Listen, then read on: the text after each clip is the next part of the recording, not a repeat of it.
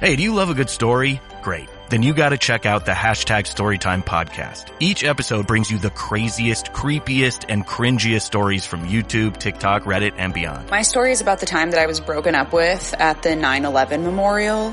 Twice. Look, the internet is a dumpster full of stories, and I, your host, Will McFadden, dive in headfirst, sift through the flaming trash, and bring you nothing but treasures. Listen to all 21 episodes of #Storytime now on the iHeartRadio app, Apple Podcasts, or wherever you get your podcasts.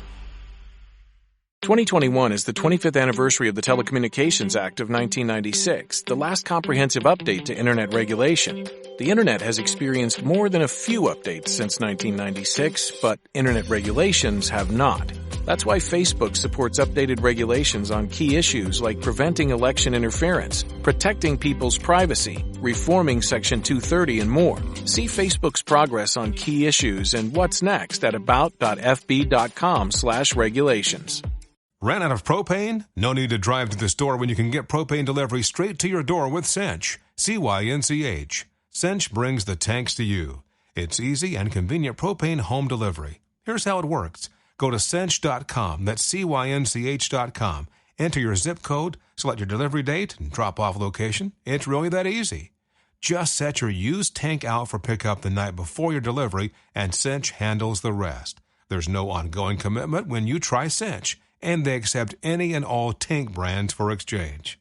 Not a Cinch customer yet? What are you waiting for? New customers can get their first propane tank exchange for just $10 with promo code TANK10 at checkout.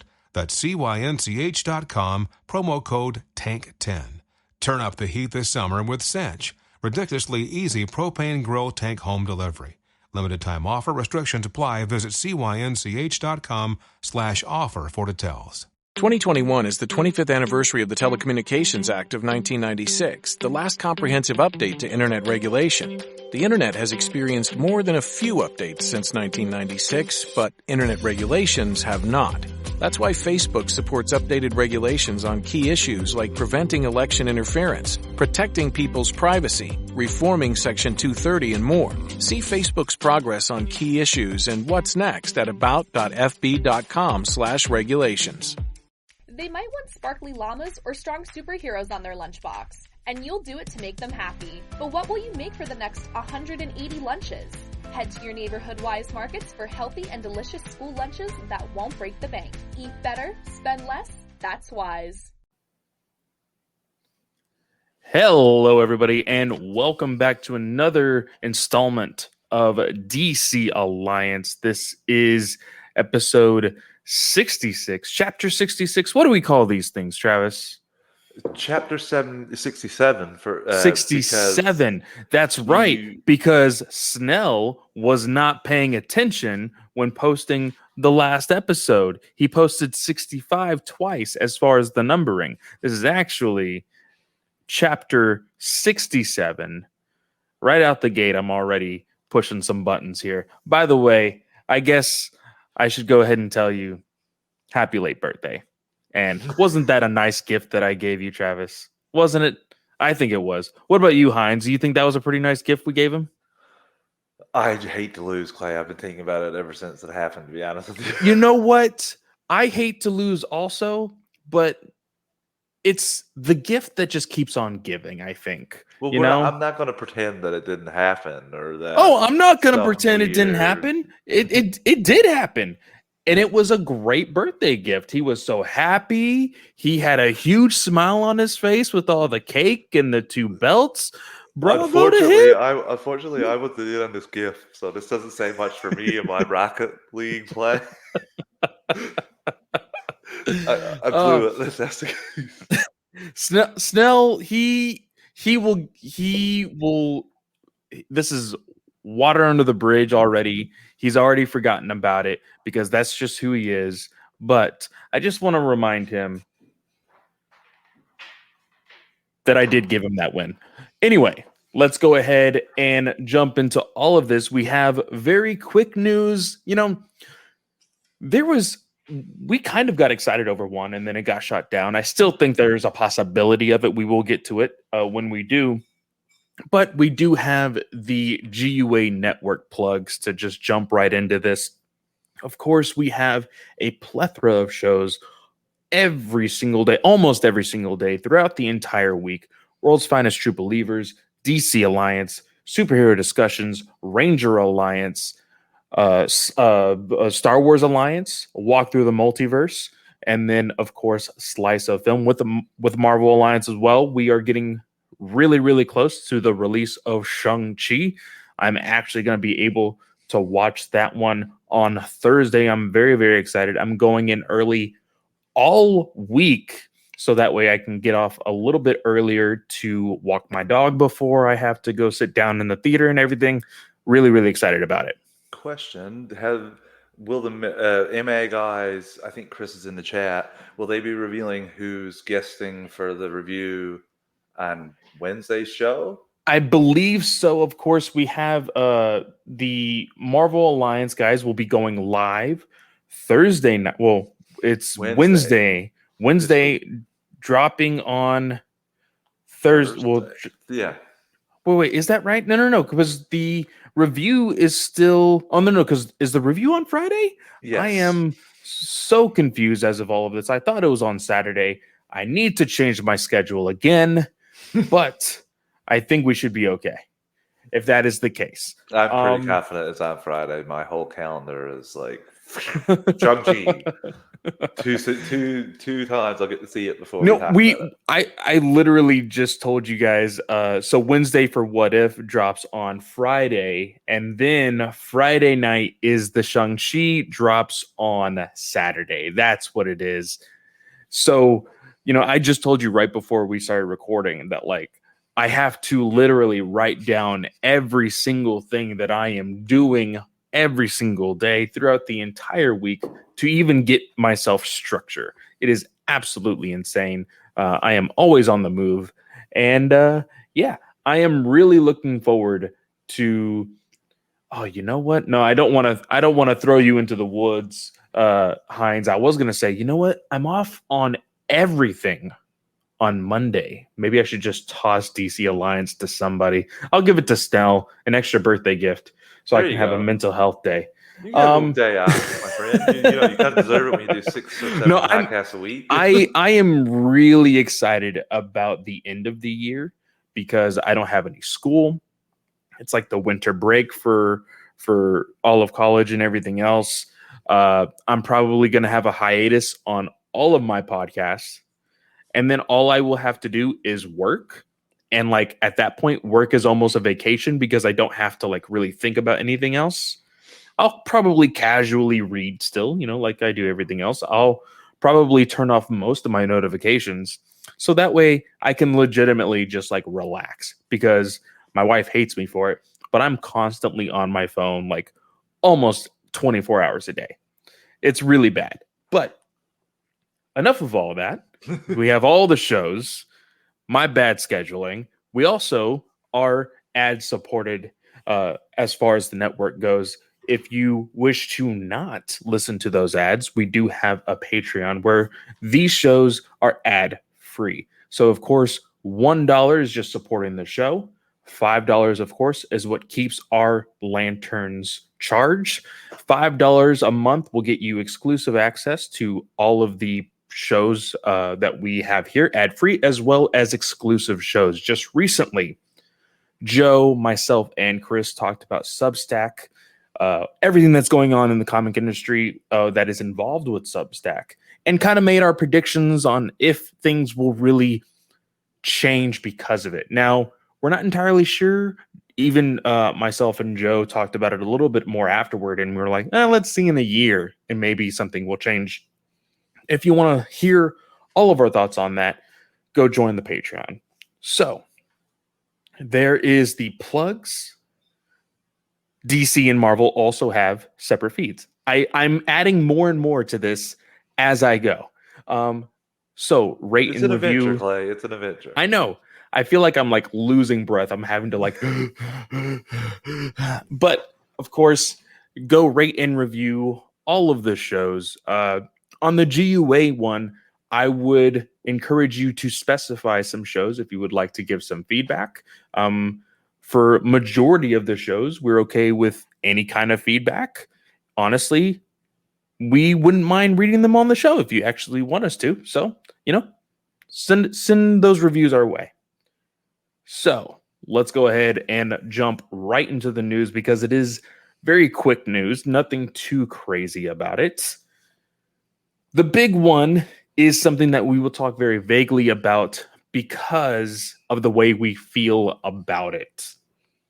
So Snell over here is about to have like 16 heart palpitations at the fact that the Batman has been seen by others other than him, and people have a lot to say about it already. Allegedly. Now, see, the thing was, it started to become like a meme within itself. People were, making jokes about seeing the screenings.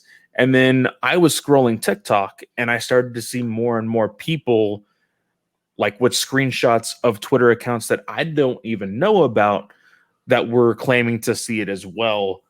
And a lot of people were saying a lot of positive things about it, but some things we're not going to share details because it is a little spoilery. Yeah.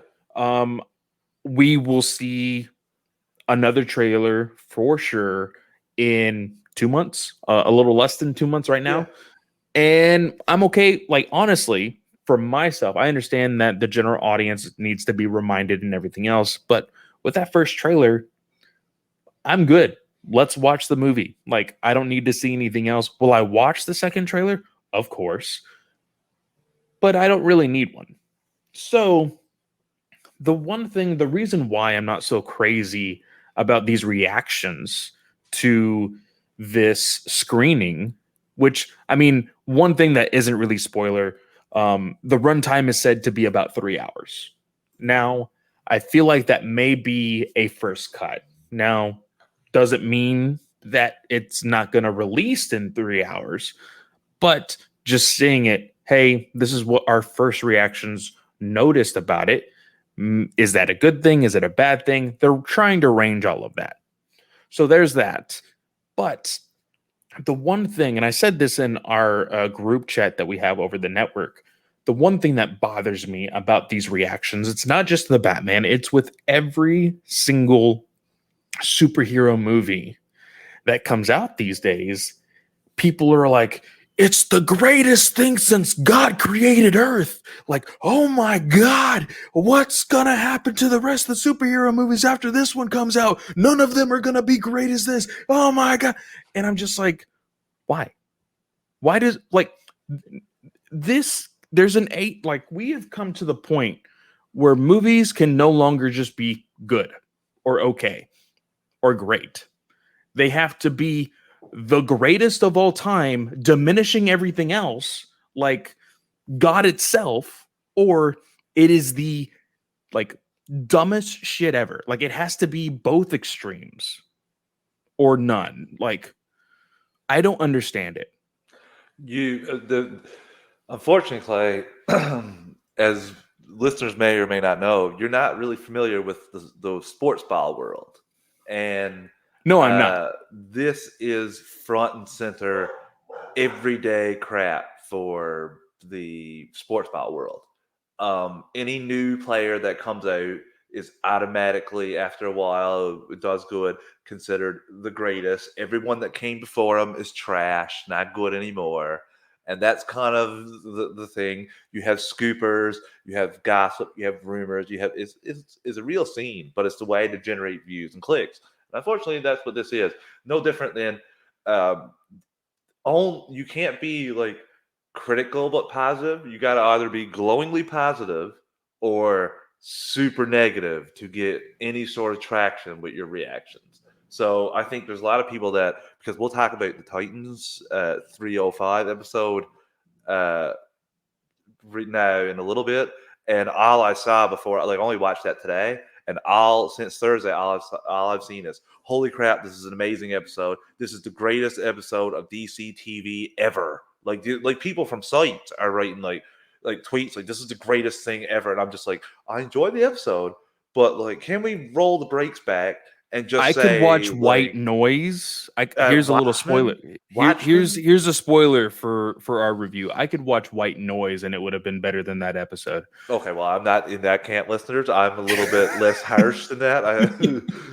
But I don't think it's the greatest DC TV episode I've ever seen. To be honest with you, like it's not even anywhere up there because there's some things I don't enjoy, but there are some things to do. But we'll get into that after. But it goes back to Clay's point about is either the best thing I've ever seen or this is trash.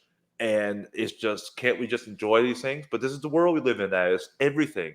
Every new thing that comes out is the greatest, and everything before it was trash.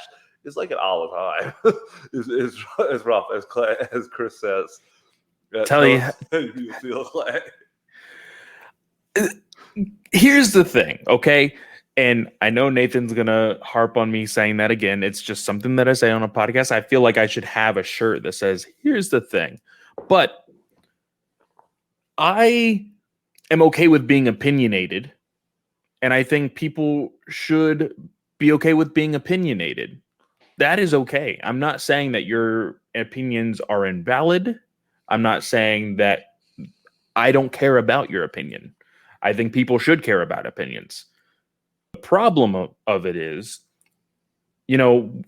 I want to go ahead and walk back some of the things that I said previously on, I don't know if it was last episode or the episode before that.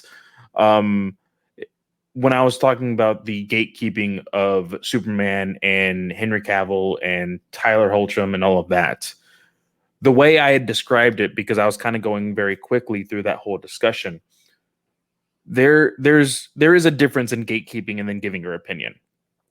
Now, with this, I just don't understand the point of saying, like, we are, for our Comics Corner, we're going to be reviewing right now Teen Titans Volume 1, Earth 1, right?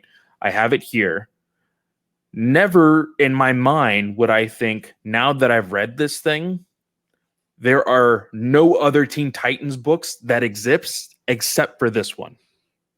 Like, that doesn't make any sense. Like, these characters are from somewhere. The whole point is that you build off of what we have received. Same thing for, most recently people getting hyped up about the Spider-Man and Batman trailers, right?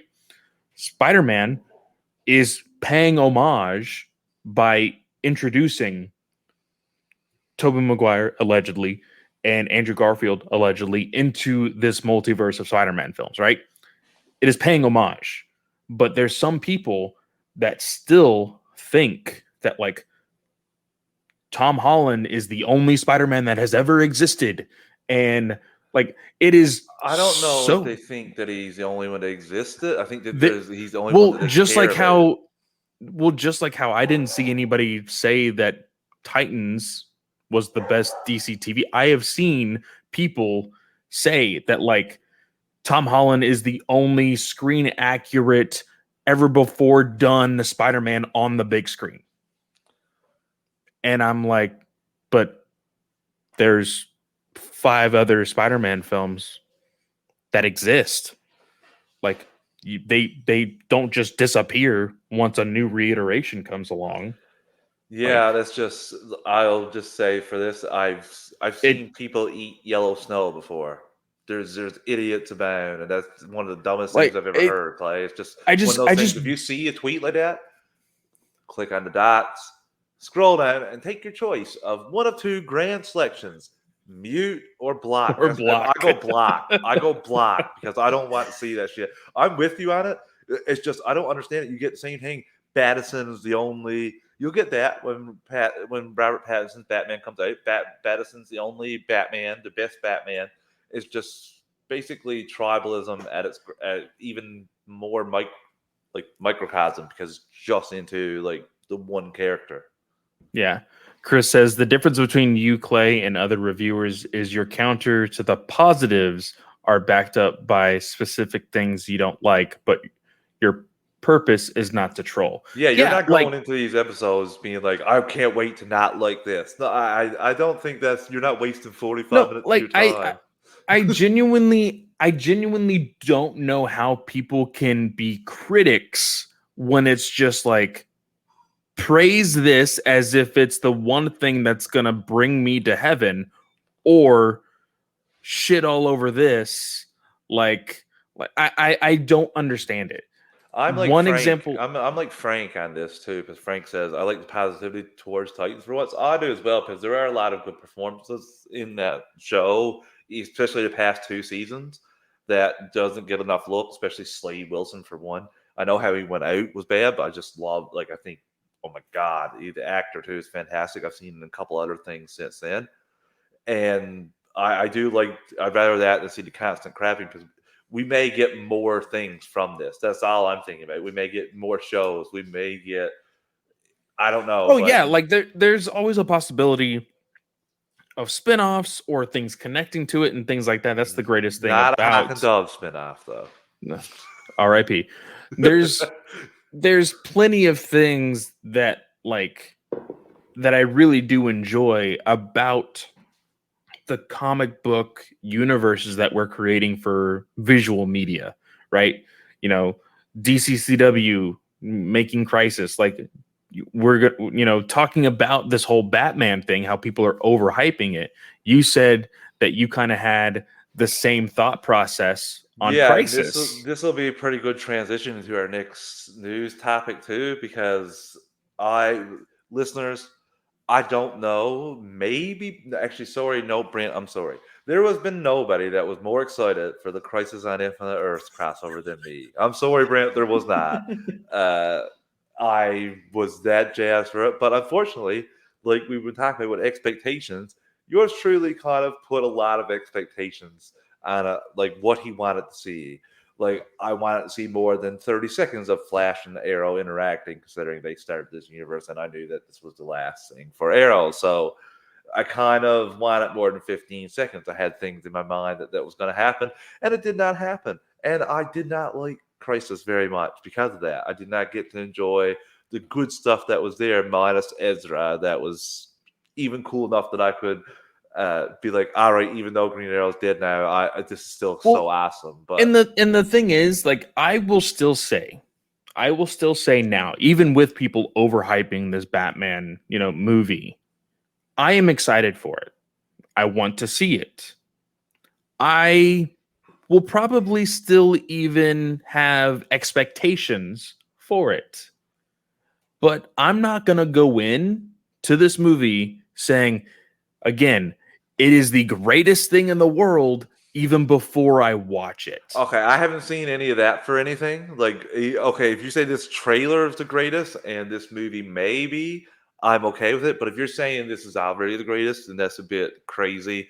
But I was more talking about just the positiveness of Titans post watching it, being like, this is the greatest thing ever. Well, exactly. But people have already stated, like, again, those people are some that have seen it, but even people that are just jumping on the hype saying Robert Pattinson is the greatest Batman in existence. And I'm like, I think you've seen a timeline a lot better than what mine is. You've seen a trailer, of those tweets, and you've seen some set photos. I saw understand. The one guy tweeting about the trailer. That's it. But also, I don't think that is a blockable offense. Like, it's not offending me. I'm just confused at the logic.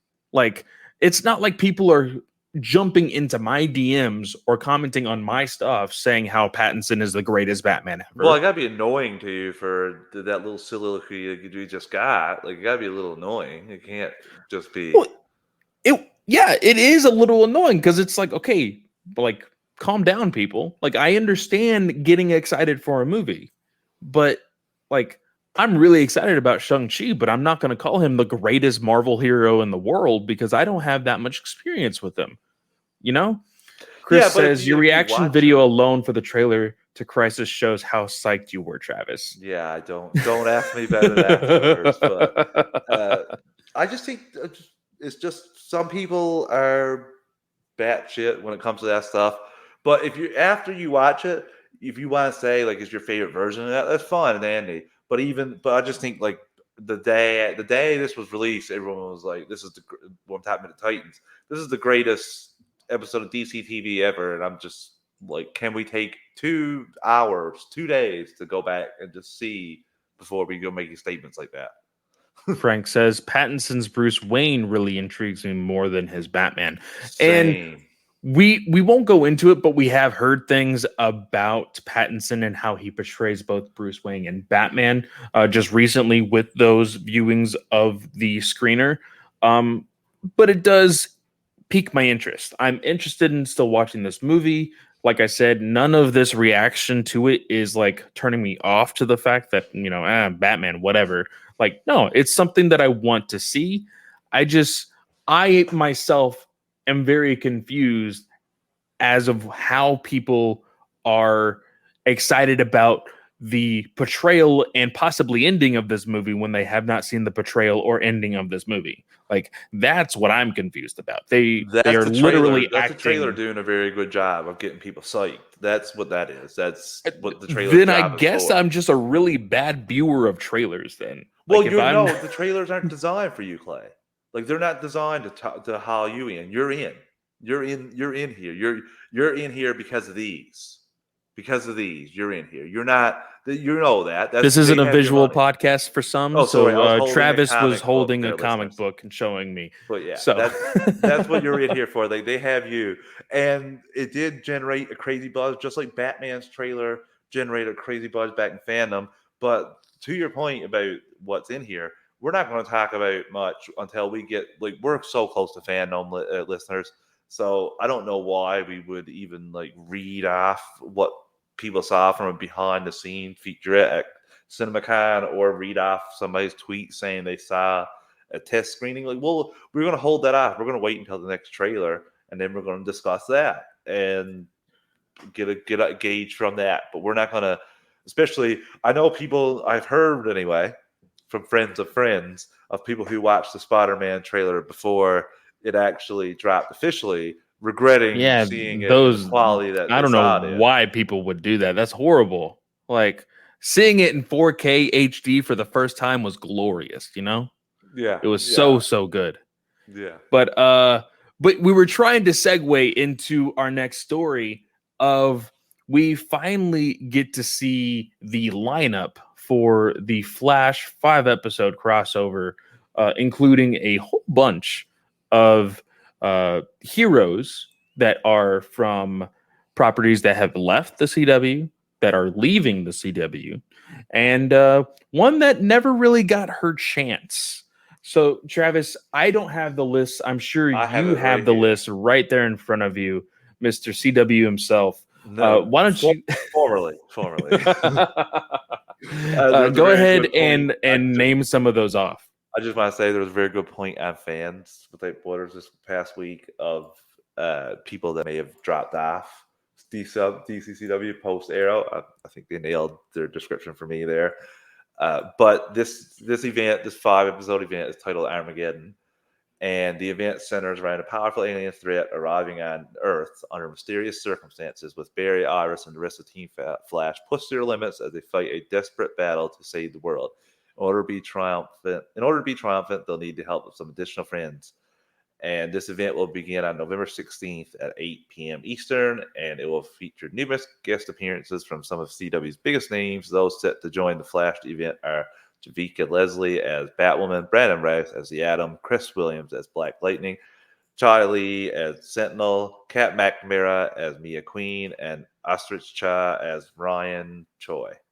And both Tom Cavanaugh and Neil McDonough will return as the enemies to Io Barthon and Reverse Flash and Damian Dart, respectively. Boom. So you said Queen, Mia Queen. So the Green Arrow that never was. I am really no. That was still a Green Arrow. But was it? Yes, it was. It was officially episode 809 of Arrow, and she officially in the timeline is Green Arrow now in the future. We didn't get to see any of her adventures at all. Exactly. That's what I mean. That's what I mean. It's no different than seeing Vixen for a year and then not seeing her until Legends again. And actually, we didn't even see Mary then. So I will give Mia had the exact same amount of or more episodes actually. So I will give her we didn't get to see any of your adventures, but technically she is the Green Arrow. I would have loved to see the show continue. I understand. I don't even know if it's COVID casualty. You have so many of these shows on DCCW right now, well, on the CW, sorry, and they're not doing like fantastic ratings wise as they're still trying to navigate through this whole transition from cable to streaming. I know they have the CWC that's free, so I don't know. I know the ads will pay for it there, but still, I don't know, Clay. I'm really interested just to see how this whole thing turns out, because you know how I am on the Flash, or how I was on the Flash. But there's been stuff like seeing the Flash and Black Lightning interact in that Crisis crossover. That was fantastic. As Frank said, Black Lightning coming back is dope. Hope he gets to lead a team or something. Same thing. I thought that he ended on great terms, so I can understand seeing him come back pretty quickly. The way they kind of described it, though, was these are all going to be featured via the Flash. Yeah, so it's not necessarily a traditional crossover. It's not like we're going from show to show. This will most likely, I feel like, be a Flash story that is going to be he's going to be helped by these other heroes. Now, I am interested in how they're going to play along with Mia Queen, whether it is jumping into the future or jumping in the future and bringing her into main continuity. I'm interested. I genuinely wanted to see Green Arrow and the Canaries. It was a very, very interesting idea. I know that the actress, I can't remember the actress's name for the one who plays Mia Queen. Catherine McNamara. She was, at the time, she also had a show on Freeform, I believe, that has since, I think it's still going, but I mean, she has a great career ahead of her. But of course, we, as the nerds that we are kind of selfish sometimes. We just like, but she would be a better Green Arrow. I'm just saying, Clay, within an hour of this dropping, she tweeted out how excited she was. Oh yeah, like, and I'm really excited to see her again. You were mentioning fans and how they were talking about this as well. I do agree with them at some point with the point that they made about this. The whole Green Arrow and the Canaries possibly being a COVID casualty, in the sense of, hey, maybe they were going to be playing around with it, the idea of bringing it back, but because of all of this, there's just no point. Maybe, but it's an easy out. I will say that. I will say, if there was any kind of press that were to be like, hey, so why didn't this happen? Be like, oh, well, schedules and coronavirus, it's a very easy, hey, I'm going to throw this out there. I think if listeners just looked at the ratings for last year, they would understand why. Like, Flash was pulling fours and threes on the regular, and it ones across the board. So, but I genuinely bring in another show. I genuinely think, though, because it is characters that were attached to the highest rating show on the CW. Well, as not highest rating, let me backtrack.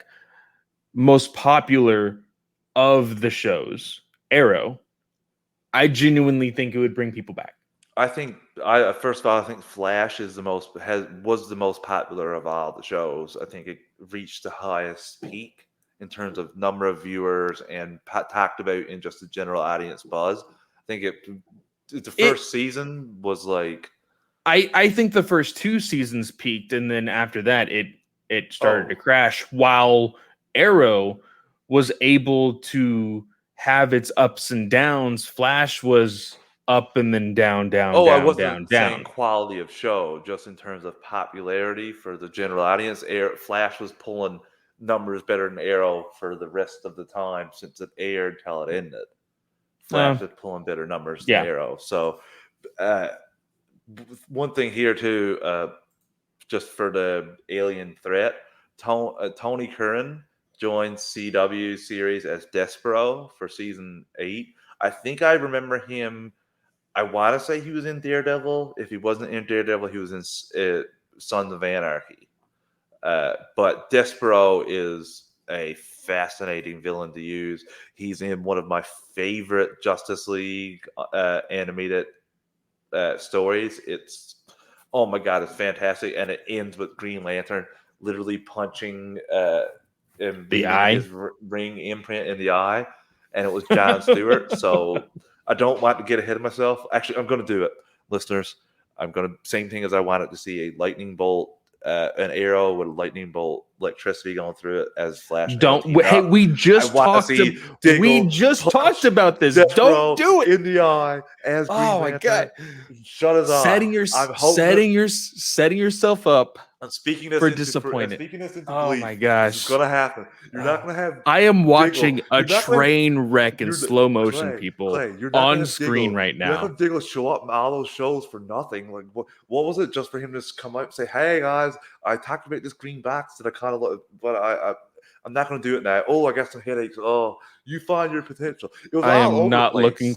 I am not looking forward to reviewing these 5 episodes anymore. Heinz just ruined all of it. I managed to enjoy the last one. I just didn't love it like everyone thought I would. Oh, no. No, I'm speaking it into existence. Diggle's going to be Green Lantern, especially after Stargirl. I mean, you just threw that Green Lantern in 2 seasons, and been watching Flash for 6. Oh, I have thoughts about Green Lantern and Stargirl. Trust me, that's going to be talked about this episode too. You aired grievances last episode about her. Oh no, I have things to say now. Exactly. Okay, that's the point. You introduce this character to just be like, but we will get into that when we get to that. So before we jump on to our last 2 news subjects, before we get into reviewing Stargirl and Titans, let's go ahead and take our first ad break. Hey, do you love a good story? Great. Then you got to check out the #Storytime podcast. Each episode brings you the craziest, creepiest, and cringiest stories from YouTube, TikTok, Reddit, and beyond. I'm gonna die. Chad could already be dead, or either he was smart and didn't come down anyways. So at a quick glance, when I was turning off the light, I saw this thing in my kitchen, and it was kind of peeping out over to me. Question is, name something that everyone knows the size of on their body.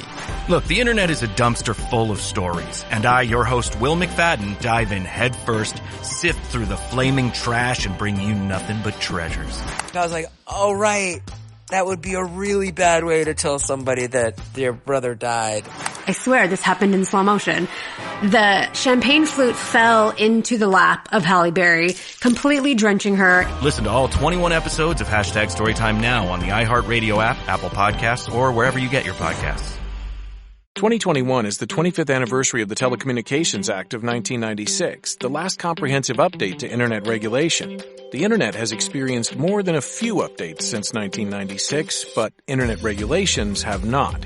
That's why Facebook supports updated regulations on key issues like preventing election interference, protecting people's privacy, reforming Section 230, and more. See Facebook's progress on key issues and what's next at about.fb.com/regulations. Okay, I admit it. When it comes to hand hygiene, I'm pretty passionate. So question is, what do you trust for daily hand washing? HibaCleanse. Hibby. HibaCleanse, of course. HibaCleanse. Begins killing germs on contact for lasting protection between washes. Hands made happy with HibaCleanse. Available at Target. Go to HibaCleanse.com/Target. That's HIBICLENS.com/Target.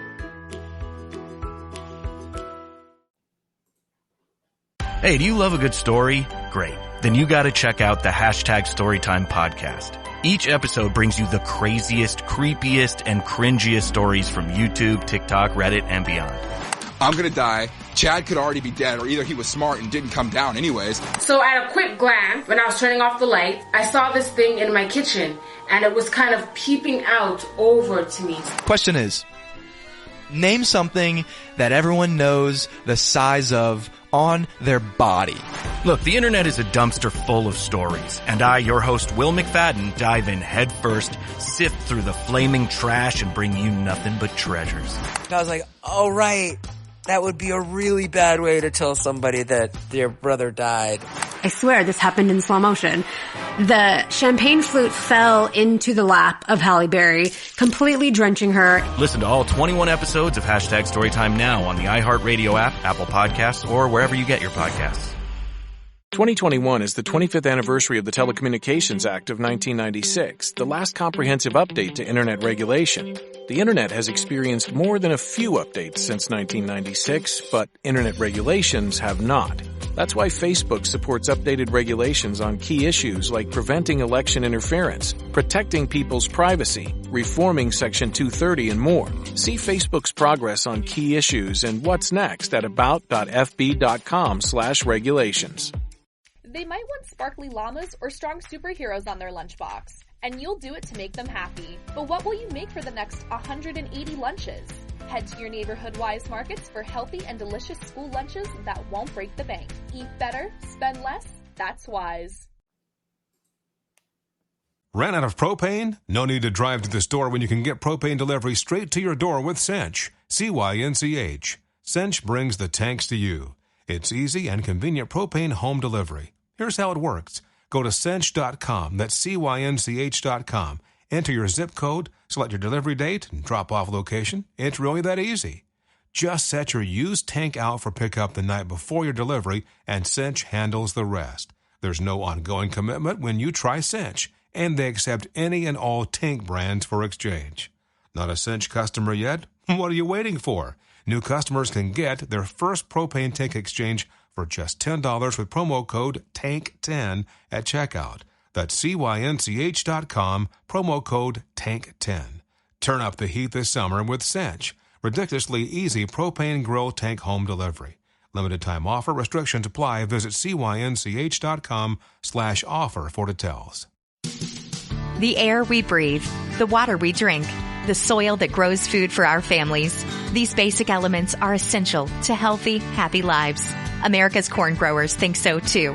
Across the country, they're pitching in every day and doing the work to produce food and fuel that is healthy in a sustainable way. Go to ncga.com to learn more about how corn farmers grow a more sustainable future for us all. That's ncga.com. Hey, do you love a good story? Great. Then you got to check out the Hashtag Storytime podcast. Each episode brings you the craziest, creepiest, and cringiest stories from YouTube, TikTok, Reddit, and beyond. I'm gonna die. Chad could already be dead, or either he was smart and didn't come down anyways. So at a quick glance, when I was turning off the light, I saw this thing in my kitchen, and it was kind of peeping out over to me. Question is, name something that everyone knows the size of on their body. Look, the internet is a dumpster full of stories, and I, your host, Will McFadden, dive in headfirst, sift through the flaming trash, and bring you nothing but treasures. I was like, oh, right. That would be a really bad way to tell somebody that their brother died. I swear this happened in slow motion. The champagne flute fell into the lap of Halle Berry, completely drenching her. Listen to all 21 episodes of Hashtag Storytime now on the iHeartRadio app, Apple Podcasts, or wherever you get your podcasts. And we are back. So, after that, I swear it is gonna be a train wreck. The day after those 5 episodes are gonna be so. All you're gonna do is be like, that okay, son of a bitch called it. That son of a bitch called it. we got some interesting news involving Batwoman. Today we have a casting for Poison Ivy. Now, of course, people were already crapping all over this, saying, why would you do this? We want a Gotham City Sirens movie. There's no need to put her on TV. Blah, blah, blah, blah, blah. Anyway, those guys are idiots. Batwoman casts Bridget Regan as Poison Ivy in Batwoman Season 3. I told Chris when he posted this in the GUA chat, this tracks so well. And the reason why, Bridget Regan has an excellent relationship with the CW. She has already been on 2 shows on the CW. And she, the whole premise of Poison Ivy as a character and what she was molded into is and this is not being misogynistic. This is me just saying what the writers have been put out there for the Poison Ivy character. This is a very sexualized villain that uses her looks and her seductive, just attitude to get what she wants. Of course, she loves plants, and she's a love interest for Harley Quinn. We know this. I will say this. Bridget Regan plays that exact same character for every show that she is in. She is playing the exact same character here. I got to say something. You cannot lead with this is going to be a little misogynistic and then say something that's not misogynistic at all. That was not misogynistic. Well, I know people can sometimes be like, if I say a woman is sexy, they're like, hey, wait a minute. And I have to specify. You can't do that to me. I was like, what's he going to say? Oh, my God. And you're just like, you basically got to keep you on your toes, Hines. The character description of Poison Ivy is basically what you said. I'm like, watch Batman and Robin. I mean, that was a kid's movie, and she was doing everything that you said. She was doing that in that movie. Same thing with Harley Quinn, the animated show. Everything Clay just said description-wise, she did in the show as well. She just did it with a bit more of a Lake Bell attitude in her voice, but she still did the things that Clay has pointed out there.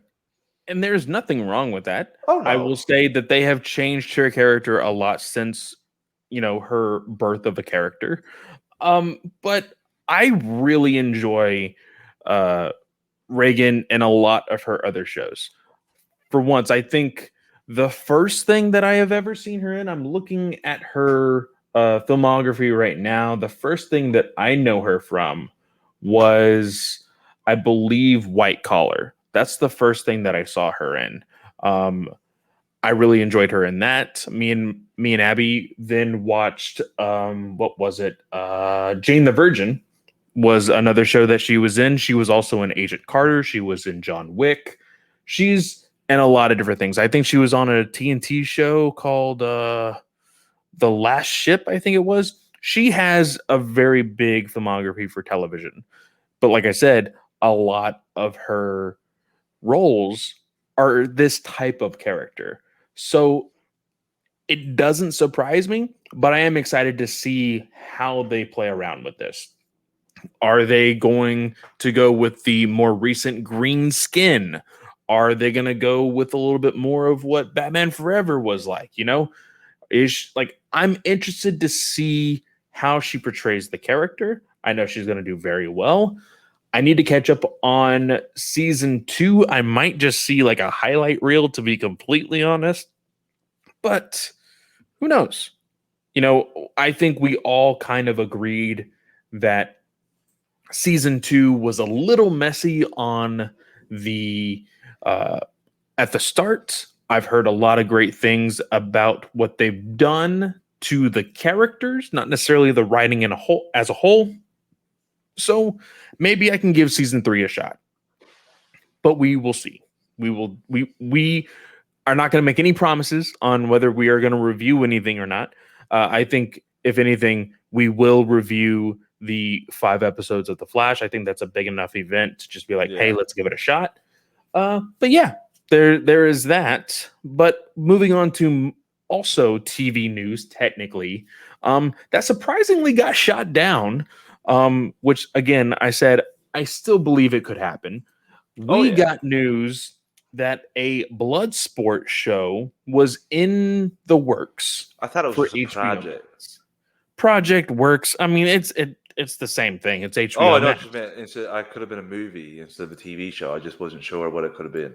I could be wrong now. I thought I saw tweets for both. Let's see here. I have it right here. It says Suicide Squad's Bloodsport project in the works. Yeah, okay. So not necessarily show or movie. prefer show if we were doing everything. You know, there was we were kind of joking around like, oh, there's going to be a crossover episode with him and Peacemaker, you know, round 2 of the dick measuring contest or whatever.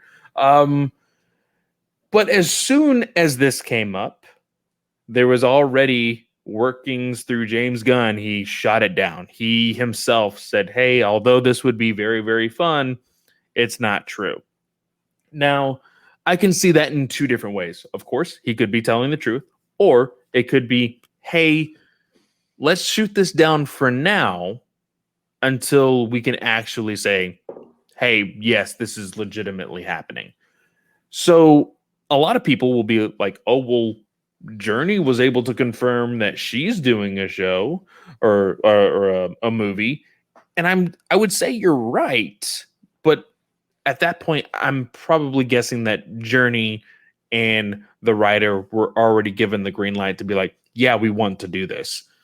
This may be something that's in the works and they haven't necessarily talked to Idris Elba yet. You know, it could be one of those situations where every party is not necessarily having that green light yet. My defense, I think it's shot that right now, and I think we won't hear about it during fandom myself. But to back up your position of it could still happen, who said James Gunn has to direct, or he only needs to be a producer just because? Yeah, exactly. But that's what I'm saying. Like different than Snyder with Flash. All parties are not. Like, that's what I'm saying, that they haven't really gathered everything to really make it officially in the works, right?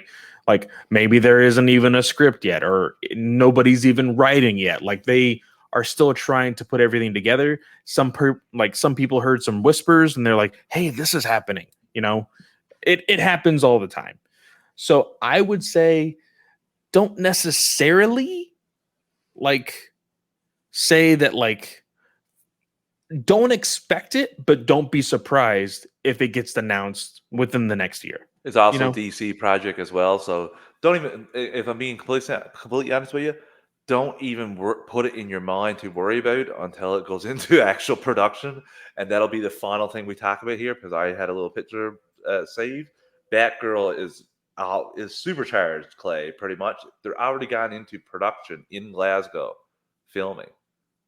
So I don't know, because this is where the Flash is filming, and this is filming fast and hard. And we got Supergirl in the Flash movie actually confirmed. Don't rule out anything, especially with Spider-Man, No Way Home, and how backwards that's going to be. Don't rule out anything with the Flash, especially with WB and the way they like to give their 2 cents on what a movie should and shouldn't be. Don't be surprised if you see other characters that we don't know about yet. That stuff, I think DC is very good at WB is very good at keeping that close to the vest. They'll probably will leak, but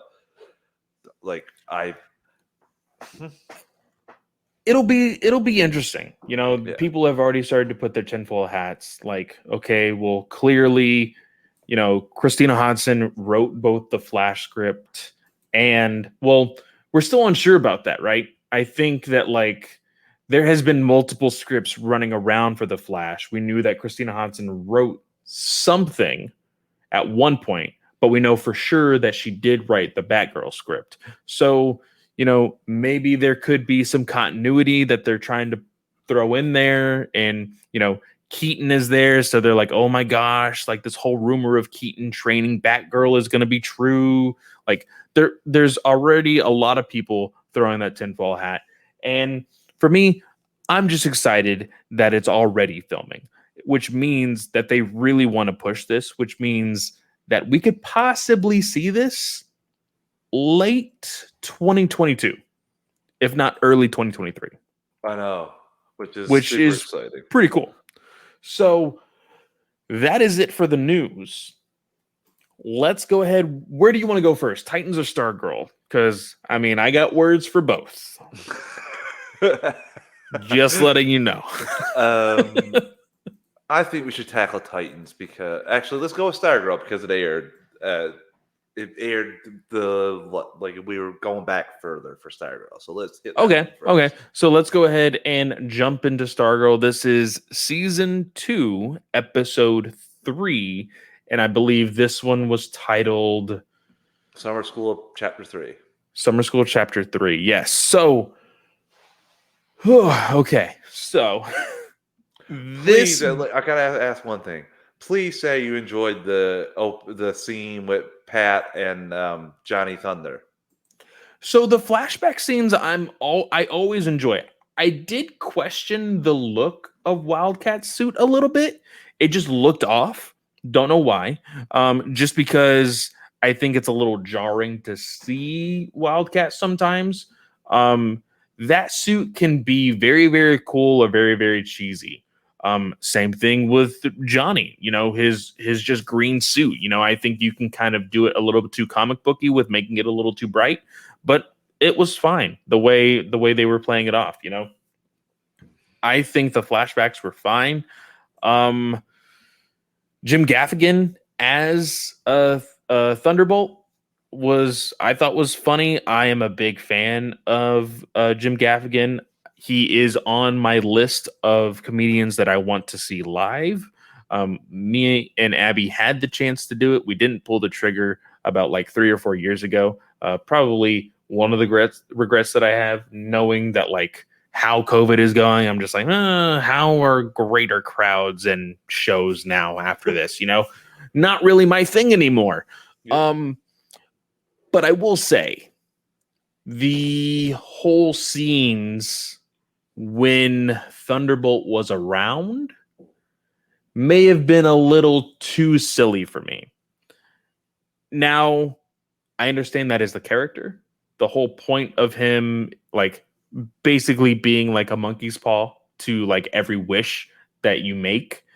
I can see why like they reacted the way that they did when they learned that he was in possession of the pin and all of that. But like I understand the story. I am not so far separated for my despise of the CW shows, which is not entirely true because I really do enjoy Superman and Lois right now. But like this whole thing of like, oh, you're the one in possession of the pin, so you're going to help us, but you're only going to help us in this small capacity. You're not part of the team, but we're going to talk to you like you're part of the team, and we love you like you're a part of the team, but you're still not going to help us. Like, are people this dumb? Like, this is how villains are created.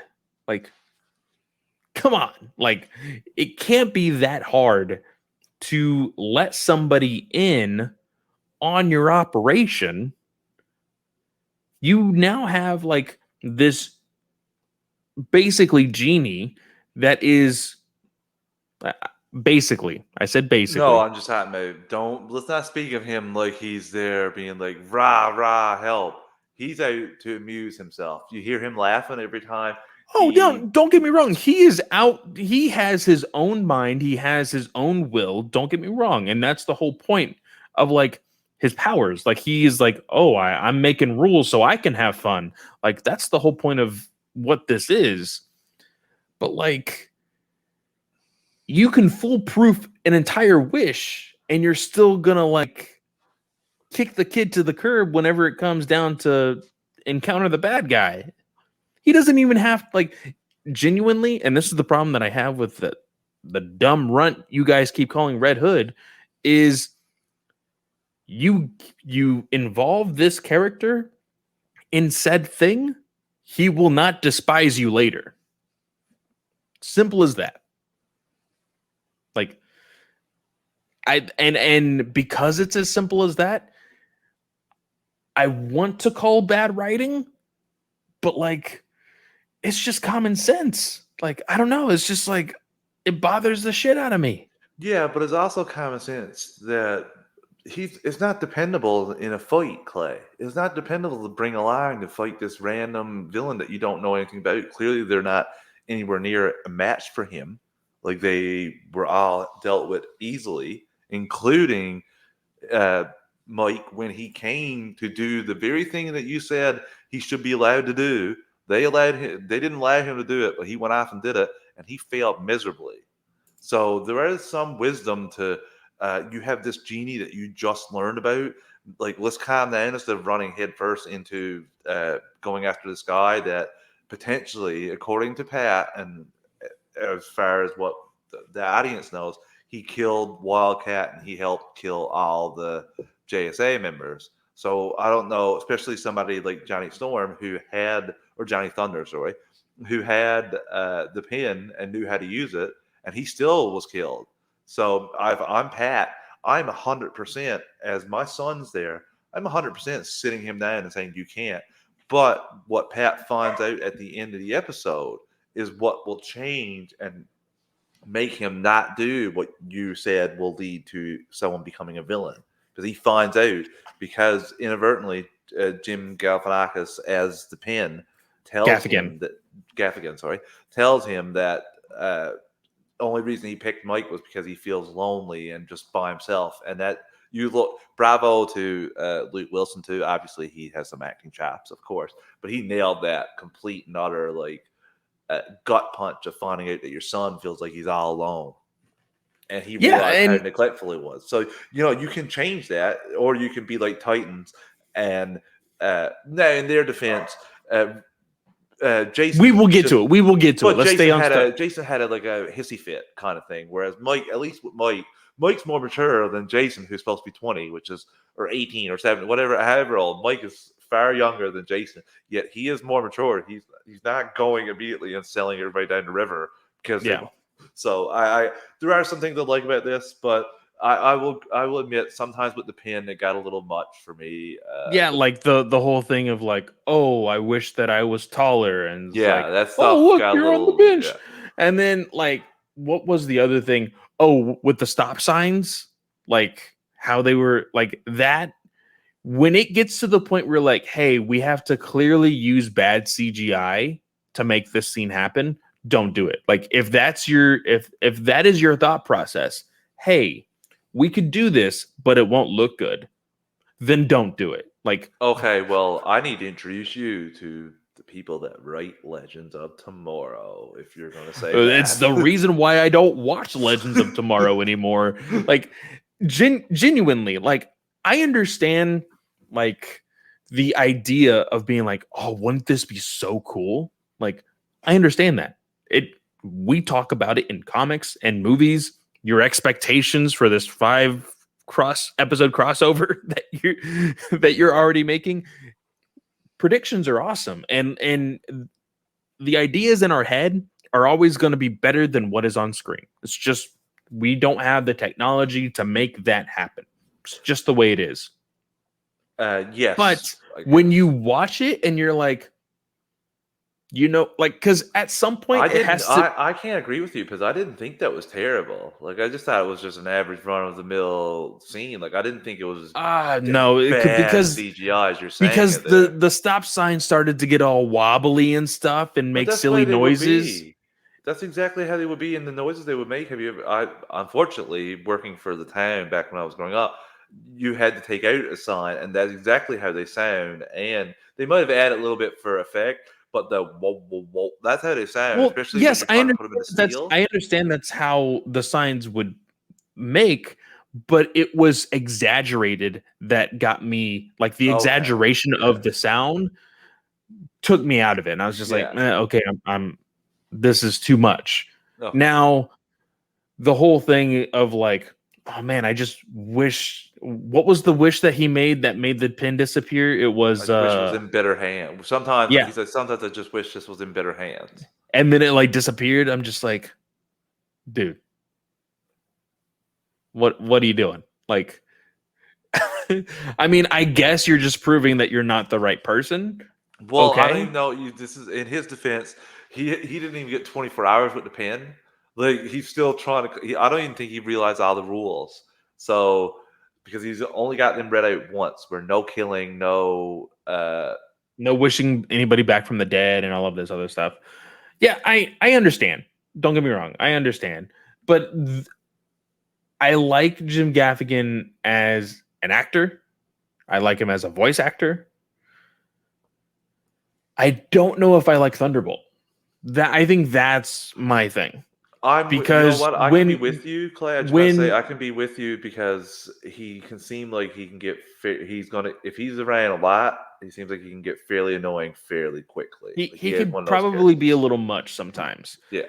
And for me, I think that last season had a very good balance of the fantastical with the balance, the balance of the fantastical versus what the show is about. It's about a bunch of kids who are taking the mantles of the JSA. This kind of feels like it's like going all in. And I don't know if you go in all that fast, because, the whole thing, my criticism of Green Lantern, we saw her for one episode and she's already gone. Like, I'm sorry, you're going to introduce this character and just be like, well, we wanted you to be a part of the team, but oh well. No, I will say Courtney making mistakes at least shows some consequences to her acting like a dick. Like, it's just not forgiveness immediately and kumbaya. She leaves, but she doesn't even leave because of that. Like, they're okay after she leaves. So you know what? It's not. If they weren't okay, I could get behind it a bit more. But yeah, like it some of these decisions, like, it just bothers me. I do like the fact that they are writing Shade to be a little bit on the fence, because his character has been that has been good and bad at times. So being this individual that is like, hey, I'm only here for this. I don't want to fight you because you're only going to be a thorn in my side. And then, like, him showing his power to be like, hey, just don't mess with me so I don't have to do this, basically. And then at the very end, he's like, oh, he's going to kill them all. Shows that Shade isn't necessarily the bad guy here. Charlie says, the book's coming in tomorrow. Oh, yeah, Charlie was the one that won our giveaway. So good on you. He says, thanks again. Also, I hope they use Thunderbolt in the pin from form, because it's more discreet, first of all, but also the CGI was pretty junk. Now, I don't know if you noticed this, and it may have just been because he was controlling it in some aspect. When he went inside Stripe, it kind of started to like glow. So I don't know if he was giving it power or if he was just legitimately like playing around with it. Because I think it would be kind of cool if he could like control it, Oh, if yeah, he could just like give it power or whatever. Add an extra power. Like, remember crossing over here, but when Thor shot Iron Man with his lightning, he had like 400% power. Yeah. So maybe something like that where he gets charged up a little extra. I can see the good coming out of having a character like that, but I don't want this to become the cameo show, to be like, oh, look, here's a character. Oh, look, here's a character. Oh, look, here's a character. Because at that point, why do I want to be attached to any of these people if they're only going to show up? And I'm really trying to get connected to these characters that we got from first season that you're kind of just like throwing off to the wayside. Well, are they though? Because you got hints of both of these characters in the first season, and all you heard from people were, "Oh my god, I can't wait to see who uses the pen. Oh my god, I can't wait to see who comes for the Green Lantern. Like, is it going to be Green Lantern from space? Is it going to be?" So these but again, have been laid. The foundation was laid in season 1, and you expect if Jade to be. If Jade was a part of the team, I would be more happy about it. But then you get your problem of what you just said. I'm still trying to focus on the original group. So it depends on how there are ways. Like, if what you're saying, I will agree with you. If we don't see her anymore this season, maybe one appearance, I'll agree with you. But like, if they bring her back, let's say by episode 9, and she has a 5 or 6 episode run after she figures out what happened to her brother, or if she can't find her brother, then that's fine for me. That she went off on her own journey to find her brother. I can understand that. if I had this brother that I didn't know about and I met all these random people for the first time, I'd probably still go off trying to find my brother. So I can understand that part of it, but I will agree with you. If we don't see her anymore, but like if they try to do it, like make her come back for the season finale to help them stop the bad guy, that won't be good enough for me. You need to bring, if you're going to have her back, you need to bring her back for a few episodes. Well, like the biggest problem is, okay, so the power is light constructs. Light. She would be the best person to fight against shade. Yeah. So they're like, oh, this is going to be too easy. We have to get her out of the show for a while. Like that, I feel like, why even write her into the show? She might not be powerful enough, though, so she could have had the exact same thing happen to her the first time. You're right. You know, she's inexperienced with the ring. She probably wouldn't have been all that great. But for the fact that she was able to make herself completely glow. Well, that wasn't even her. Well, yeah, yes, it's more the lantern than her. Like, she wasn't, like, that's not ability. I don't know if she can do that again unless the lantern cracks again. I'll be really interested to see that. Maybe she'll show up next time completely glowing green, and I'll look like the biggest idiot that ever existed. But yeah, I'm with you on that, because you get the problem like with Titans where you have too many, and it's hard. But you also introduce these cool characters, and I want to know more about them. If you're talking about the magic, like they're going on, we're not even at Eclipso yet. Like Shade just hints Eclipso. And it makes me think that Shade is going to be a good character and that he's going to be killed. I really do think that that's going to happen by Eclipso. I could see it happening. Yeah, you're right. I could definitely see that. Because they're laying, like you said, they're laying those seeds right now. But it's interesting. I understand that it's geared for a bit younger audience than myself, just with the people that they center around. But I did enjoy the first season more than I'm enjoying the second season so far. But like I said, we're only 3 episodes in, so I don't want to immediately. It has potential to turn around. It definitely does. It has There's a some moment. Things I really enjoyed, but there are some, like you said, there are some writing and some things that they back you into a corner that you really have to fight hard to explain it. To even give yourself headcanon. It's tough. Now, one last thing I want to say about this episode is Yolanda is getting headaches. Like severe headaches, which is like, okay, what is all that about? Is it the fact that she just randomly got a headache, or is freaking Brainwave alive? Right? That's his villain name? Brainwave right? Jr. Yeah. Very, very interesting. That's something that I want to follow. I think right now, her story right now is the most compelling. Yes, I will agree. Because she is struggling with a lot right now. She is struggling to the point that, like, not a lot of people are noticing it. That's the thing that I feel like. Courtney just started to notice a little bit in this episode. But it was because of the headache, you know? Yeah. She turned down her own Green Lantern ring. We are seeing a lot of that recently in the CW shows. Probably going to happen in the HBO Max show because it's so popular. But I like I said, or like you said, season 1 right now is top dog. There's plenty of room for improvement here. What we have, how many more episodes to go for this season? I think it's not a full 20 something. Titans 13 episodes. So we still have 10 episodes to go. Let's see how it goes. Yeah. So before we jump into Titans, let's go ahead and jump into our second ad break, and we will be right back. Hey, do you love a good story? Great. Then you got to check out the #Storytime podcast. Each episode brings you the craziest, creepiest, and cringiest stories from YouTube, TikTok, Reddit, and beyond. I'm gonna die. Chad could already be dead, or either he was smart and didn't come down anyways. So at a quick glance, when I was turning off the light, I saw this thing in my kitchen, and it was kind of peeping out over to me. Question is, name something that everyone knows the size of on their body. Look, the internet is a dumpster full of stories, and I, your host, Will McFadden, dive in headfirst, sift through the flaming trash, and bring you nothing but treasures. I was like, oh, right. that would be a really bad way to tell somebody that their brother died. I swear this happened in slow motion.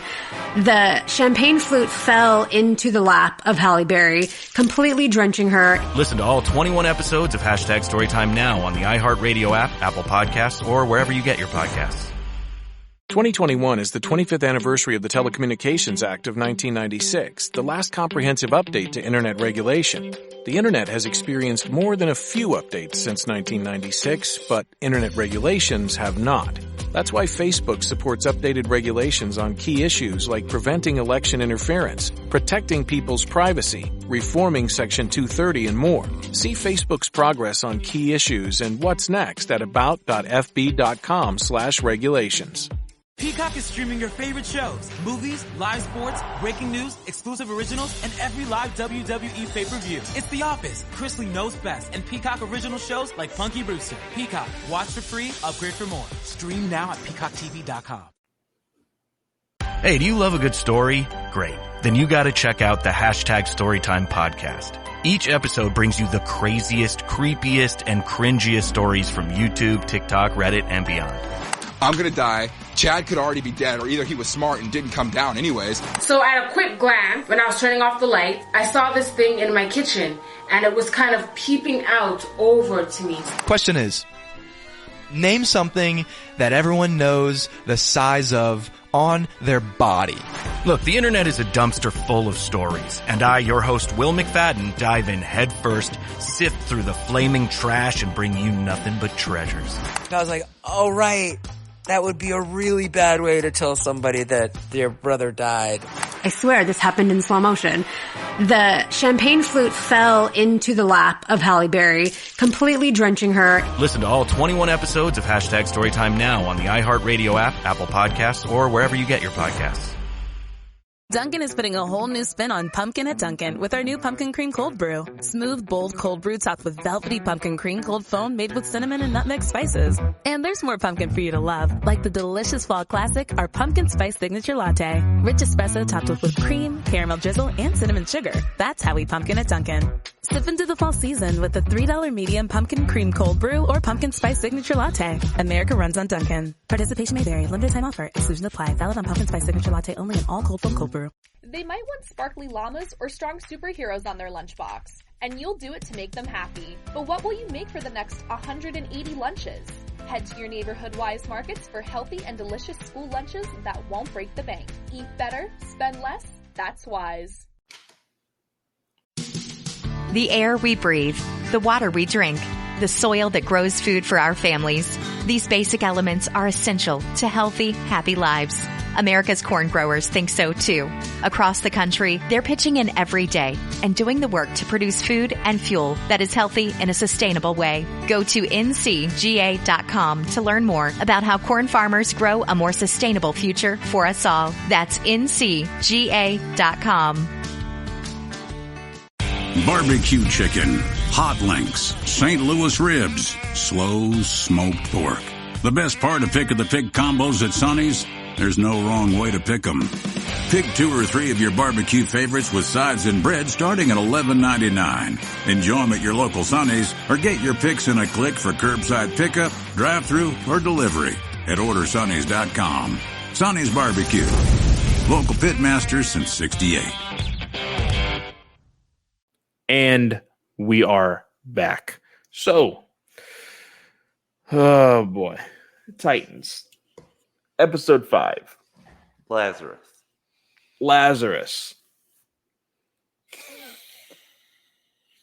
Thoughts? I don't think it's the best episode of DC TV ever made, like I said earlier, because I saw a lot of that going around, even from people that I enjoy listening to, their podcasts, their writing.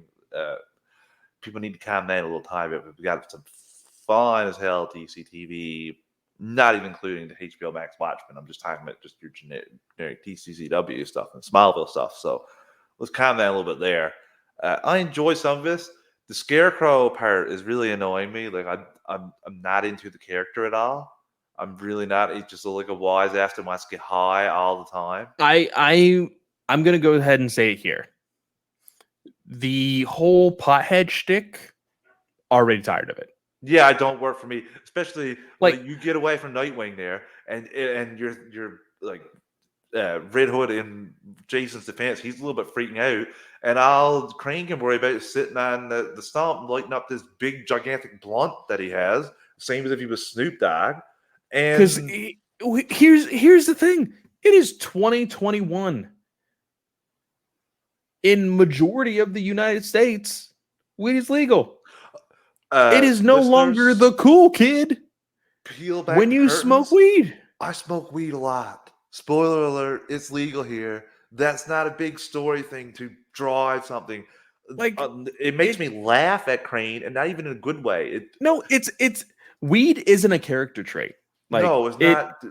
It's really annoying because in every reiteration of the character, see Crane as a psychotic individual that is obsessed with fear. Now, he tries to play that game with Jason in this episode. Oh, by the way, this entire episode is a flashback up until the beginning of the episode is in real time, and then everything else is a flashback. I absolutely hate how Scarecrow found out about the identity of Batman and Red Hood, or Jason and Nightwing and everything else. Literally figured it out by just one vial of fear toxin. He was able to connect the dots. He was able to connect all the dots by one vial. Not by one vial. Yeah, by one vial. Yes, it was. It was one vial. He held it in his hand, and he's like, "Oh, a vial by a collector." No, there's only one collector. He Batman. Said, yeah. Batman. I don't hate. Your only connection would be Bruce Wayne. Oh, so Bruce Wayne is Batman. Oh, and you must be Robin. Like it was. Oh, I hate this. I absolutely hate this. I don't agree with you on that part? Like that was Jason gave that away. Jason made the missteps talking and gave that away. That's what they showed there. No. Anybody could have been that collector. Anybody. No, they couldn't have been at all, Clay. That's not true. How? Why? Because Clay, if anybody knows how much fear toxin's out there and how much is in these little things, I think it would be the guy that created it. Obviously, he knows that there's nothing left besides this one. And he even says, like, how'd you get this? There's only one person that could get it. It's the person that shut me down. Like, he knows that. So, obviously, when Jason shows that, he's like, how'd you get this easy thing that obviously, like, only Batman knows about? Batman wouldn't just leave the rest of it lying around for some kid to find. So you're saying that Crane, even still, okay, he was able to make the connection. Okay, Batman gave you that vial. Oh, you stole it from Batman. Oh, which means that you have to be close to it. Like all of these freaking wide-ass accusations going into, Bruce Wayne is Batman, you're Robin, and everybody in your family is the Bruce Wayne character. Thing, him knowing that Bruce Wayne is, I can't remember him saying that he knew Bruce Wayne was Batman from this. I thought Jason was the one that told him that. No. I need to rewatch that because we'll put a pin in that until next week because I really need. I'm pretty confident. I watched this episode this morning, and he found out about Bruce Wayne from Jason Todd. Jason Todd was talking to him, and he said like only one collector, and he just looked. He's like, "Yeah, well, I got it." And then he looked at it. He said, "Yeah, I'm special," is what Jason said, and showed him the thing. And it's not too hard to realize if Batman has this. It has to be someone close to him. And he looks at this small kid, and Robin was with him when he took down Scarecrow. So it's only for Scarecrow reason. Well, that has to. If he knows everything, he has the fear toxin. Either way, it was really stupid. Little flimsy, but I could see how he came up with that. If I have to watch it back, if he from that conversation then says, "Oh my God, if you're Robin, Bruce Wayne must be Batman." If I hear that. Listeners, retract every bit of my statement because it will be a complete lie, but I completely think it's bullshit. But I don't think that's how it went. I think that he told him the That's Bruce what Wayne I saw. identity. I have to rewatch that because that's one thing. I think that he told him the Bruce Wayne identity. I don't think that Scarecrow got it from that stupid conversation. I won't say that it's not like, but I don't think he got the identity of Batman from there. I think now he asked. He said when they're having a conversation, he said after this little conversation takes place, he said, "I'll need to know everything about Batman, all the things, ins and outs, and everything." So he lists all that after this conversation you're talking about here. So yes. I don't think he found out Batman's identity from just that little bit from Jason. I think Jason straight up told him everything. Like I said, I'm pretty sure everything went down right there at the jail cell. And then he said, "Hey, I need to know all of the operation." So we kind of just just jumped in here with that. This is the only thing that we're even about this episode, really, is this. Well, let's back it up. Up because again, I don't know how people are excited about Red Hood at all with this actor. Like, again, it is my 14-year-old brother that is having like a jacket 2 sizes too big for him and a helmet that like consumes his entire neck and shoulders. And like, I can't take this guy seriously at all. You can't get past his look at all. I can't get past his acting. You can't get past his look. Everything you just listed was descriptive of his look. Yes. Like, I'm sorry. Nothing to do with how he delivered any lines. It was basically yeah.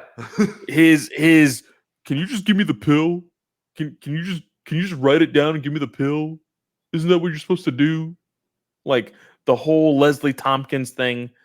And by the way, Leslie Tompkins keeping a photo of her like freaking assailant, like Scarecrow tried to murder her, and she's like, "Oh, I just want to keep a picture of him right inside of my therapy, office, and so my clients can see it." Like, you're in Gotham, and everybody knows the identities of all of these villains. People are gonna know, "Oh, that's Scarecrow. You knew Scarecrow. Why do you have a picture of Scarecrow in your office?" That is 100% unprofessional. Like, if you're a therapist and you have a picture he's of not riding around on a horse wearing a Scarecrow mask. It was before he even turned Scarecrow. It's just is a sea of colleagues. It's basically like graduate students. If you went to school with the sea of freaking colleagues and then you found out that one of them mass murdered a whole bunch of people in one town, like, would you be like, "Hey, so here's a picture and there's the murderer"? I don't think she went like, "Here's a picture." He noticed. No, she had it right there next to her where other people could look at it. This is getting there's nitpicks, and then we're got into the of nitpicks here now. No. Yes, listeners, please back me up. Legitimately, listen to this today. Tell me that might be a little bit of a micro nitpick. Let's get some feedback on this. I want to hear micro nitpick. Please let me know, yes or no. There have been people that have hurt me personally, whether it be emotional or physical. I'm not just like, I'm going to keep a picture of them in my office. Why would you do that? Maybe it helped her get over it. Maybe it helped her fight the fear. I don't know. I think maybe it doesn't work for you, but it's just a completely. I don't know if it's unprofessional. I don't know about that. It depends. If you had somebody in there that didn't have anything to do with Scarecrow or didn't even know who it was, then that's a moot point. Maybe if you're handling people that were affected or tormented by Scarecrow, yeah, that would probably be unprofessional to have a picture of even who he used to be there. But that's what I'm saying. If she sees clients, there's far more trouble and problems with this episode than her having the picture of Crane there. I think there's a it's that scene. It's that scene. This whole edgelord persona that Jason Todd has. It's so dumb. Again, it is the entire time he's been in the show. He's had it for like half of season 2 and then going into season 3. Because more so, one too. I feel like more of season 1 was him being like the hard ass. That's what it was. It wasn't necessarily being the edgelord. I think there's two different ways of seeing that. He had some conversations with Dick there that were like, "I put on your emo music and tell me what you say." I mean, maybe it's been a while since I've seen season 1, but I don't think you're going to go I will say the conversation that Bruce had in Crime Alley, I liked the monologue. Jason killed all of the vibe. All of it. He ruined the entire conversation. I really enjoyed that scene, I gotta say. I really enjoyed the back and forth and Bruce calling him son. Bruce probably should have did that plan. Oh my gosh. Calling him son and son? Like he get like all emotional and Bruce is like, yeah. Like duh. Like I'm sorry. I can't handle this writing. I can't handle this actor as Jason Todd. It's not believable. There is no nostalgia factor for me for liking Red Hood. Like nothing. Like he kills the entire persona of Red Hood for me here. You had to know this is probably why you were a little hesitant on watching this season to begin with, because you knew he was going to be Red Hood from the past two seasons of knowing him. I bet you anything, if you get a good writer and give that kid an acting coach, we're golden. But the way he is acting now, what? Like he doesn't deliver. Okay, don't say what, because how do you know? Honestly, this is an honest question. How do you know that he didn't have 4 acting coaches in the last 2 years? Then they weren't really good. You don't, right? You don't know. Like he could have had 4 or 5. We don't know. The writing thing we do know, because that's something that's tangible that we can see. But the acting coach thing, he very well could have one that he goes to every day. It's just not working for him. He just might not be talented for you. This could be like for you, the listeners. If you enjoy this episode, if you think this episode is the best episode of DC TV, more power to you. I disagree. I think there are. If people are enjoying the show, good on them. I've said it before. People can have their opinions. They can enjoy what they enjoy. But the whole point of having these conversations is that we're going to discuss it. I'm not just going to be like, Red Hood is the greatest character ever because he is on screen. HBO Max gave us an interpretation of a character that we have not seen before, and so he is the greatest. Like, I just gave a whole entire tangent about this at the very beginning of this episode. I'm not going to like slob over everybody's knob because he is freaking there in existence. No, I'm going to judge it and I'm going to critique it. It's not great. It's not.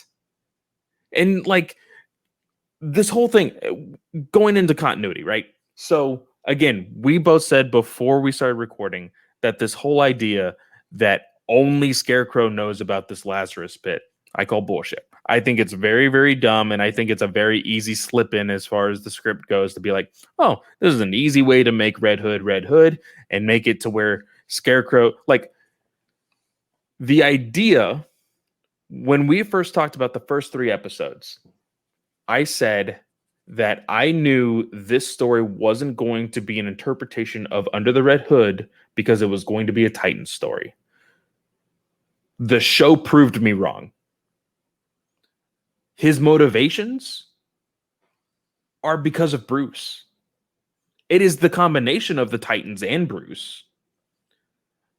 But what we see is the Under the Red Hood story with Scarecrow being the puppet master. Like, it doesn't make any sense. Like, for me, it genuinely doesn't. I'm not as negative about it as you. Like, it doesn't, it's not my favorite, but I don't hate it. I thought he was great in some stuff, especially with Molly, like his friend. I thought it was like good acting from him. I enjoyed that, but that's just my taste. The Molly character, I understand, is there so that way they can show that he is still Jason underneath everything. Which, again, plays into the whole fact of like what I was talking about in Stargirl. Hey, as long as you involve said character in the things that we're supposed to involve him in, this wouldn't have happened in the first place. Like, that's the whole point of this whole arc, is to show like, hey, you weren't paying attention to the clearly red flags that Jason was going through. Thus, this is happening. Like, but we also get a classic Jason move in this episode where when he gets beat up, he completely turns on Molly, tells her to get out of the way, like, go, leave, like, get out of here. He did the same thing with Rose in season 2 as well. He has that reaction anytime he feels like he's humiliated. Like and they play off of this whole thing with like PTSD with him. And for me, I don't know. Like, I understand that like the whole thing with Deathstroke was like supposed to be a big moment for him, right? And they're still playing off the fact that he like fell off the building and he was gonna die and Superboy saved him. Like, he's gone through some shit. I understand that. But like, Bruce was right there saving him and saying, hey, you are not mentally there yet. And he said, let's learn from my mistakes. That being Dick Grayson. Let's give up Robin so you can be my son. That's what the whole monologue was about. And then Jason was all like, what? I'm a mistake? Well, fuck you, Bruce. And then he ran off. Like, not really. He heard the word mistake, and he did it. A lot of people do it. Kids do it. Adults do it. They hear what they want to hear. And so when he heard the word mistake, he thought Bruce was talking about him. He got angry. He walked off. That wasn't even before that. He thought that he just opened up to Leslie. Like, it took him a while in this episode, and then he finally opens up to Leslie after when the first time he was there. All you could think about, and like multiple times saying, like, "Are you going to tell Bruce? Is that what you're going to tell Bruce?" Because he assumed that she told Bruce everything. And then when he has this discussion, that's the first thing he says when Bruce says he's going to ground you is, "Did you talk to Leslie? Is that why?" And he immediately thinks, even if Bruce says, "No, I wasn't. This is my decision." You know, in even your own mind, Clay, if you just left the shrink's office 20 minutes ago, talking about like your fears and that Bruce will take it all away from you, and like you like all this stuff, being the son of the greatest detective, like, I don't know. Well, I'm just saying the whole questioning his ability, afraid that Bruce is going to take it away from it, and then you get in, you see Bruce, and you get in with him, and then you drive. And you get out to a place and Bruce says, "Yeah, I don't want you to be robbed anymore." First thing I'm going to think is, God damn it. Like, she called him and told him everything I said. Like, that is going to be a reaction of a young kid. Like that. I can see that. Don't get me wrong. I understand that it was his reaction. It wasn't probably his reaction. It was his reaction. But the whole point, and of course, this is the story of how it went. Like, we can't go back and say, hey, this is what he should have said, because it's written in the script. It's going to go how they want it to go. Even how he said it was perfect, but he should have did it on the plane. He offered to take him to go to Paris. He should have took him to Paris and then told him, "I don't want you to be robbed." When you're on the plane, there's no him getting like just taking off and going. No, you don't tell him that until you're like mid having fun, mid vacation, to be like, "Hey, this is how your life should be. Look how happy you are. No more Robin." Like, the problem with Jason as a character in this reiteration of the character in Titans, the TV show, I'm not saying this for comics or anything else, is the fact that, like, again, this edgelord persona, he has to be bad and he has to be mopey and all of this other stuff. Otherwise, his reaction of becoming Red Hood doesn't make sense. Totally understandable. I understand where they're going, but they're going too far in one direction that is eye-rolling. Like, it's not believable at this point because it's laughable. Some of the decisions he's making. I would enjoy it a lot more if Jason was I guess more understanding, and then he still found out that, like, these people are still not there for me. Otherwise, he is just like, the world's against me. Everybody hates me. Nah, nah, nah, nah, nah. I don't want to be scared anymore. Like the whole montage of him like inhaling all of these freaking chemicals, like eye rolling, completely eye rolling. I was smiling because I called that right off the bat of the first episode when I saw. That the whole thing was like, honestly, fear gas. I nailed it. He shouldn't have been going to Scarecrow. He should have gone to freaking Joker. Hey, what's the opposite of fear? Laughter. Cool. Get some laughing gas in you. You're good to go. See you later, Jason. Like, that's all you need. Instead, he's like, I want to be stoic and I want to be Fingers crossed, badass. listeners, we clue up this Red Hood episode, story arc with enough time to give us a good Blackfire story arc. Please show, like, not asking for much. I'd love to see Clay be like, the Blackfire storyline at least made it. Well, and then to make more nonsense happen in this show, Jason randomly hallucinates freaking Donna out of nowhere. Okay, we're not even going to talk about that because that made no sense. Listen, we're just going to brush back. You still have so much time to live, Jason. And then, like, she disappears. It's like, well, they're both dead, but even that, no, she's not dead. Sorry, they're not both dead because he just got shot with the fear toxin thing that he's experiencing or whatever. Exactly. He was high off of drugs. Like, that's basically it. Like, I understand this is not a kid's show whatsoever, but let's hope that people aren't watching this and being like, look at Jason. He's sniffing and freaking inhaling all of these chemicals. Maybe he can help me too. Like, oh my God. No, if you do that, you deserve to. I'm just saying, no. There are plenty of stupid people out there. Like those people after deworming for COVID. I'm sorry. You deserve it. You deserve it. You deserve it, in my opinion, because that's the dumbest of the dumb. And the same thing here. It's just like, are you kidding me? Come on. There is a lot wrong with this show. I'm saying it now.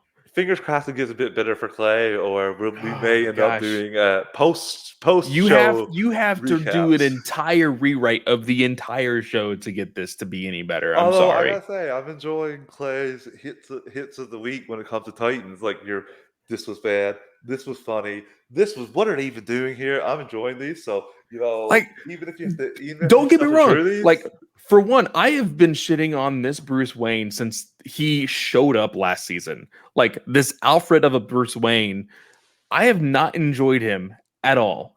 But his monologue to Jason, like, I put my phone down and I was like, oh shit, this is good. Like, and that tells you right there, like, in these episodes, I'm just like, okay, I'm bored. I'm just gonna go on Twitter and just have this in the background and just, okay, whatever.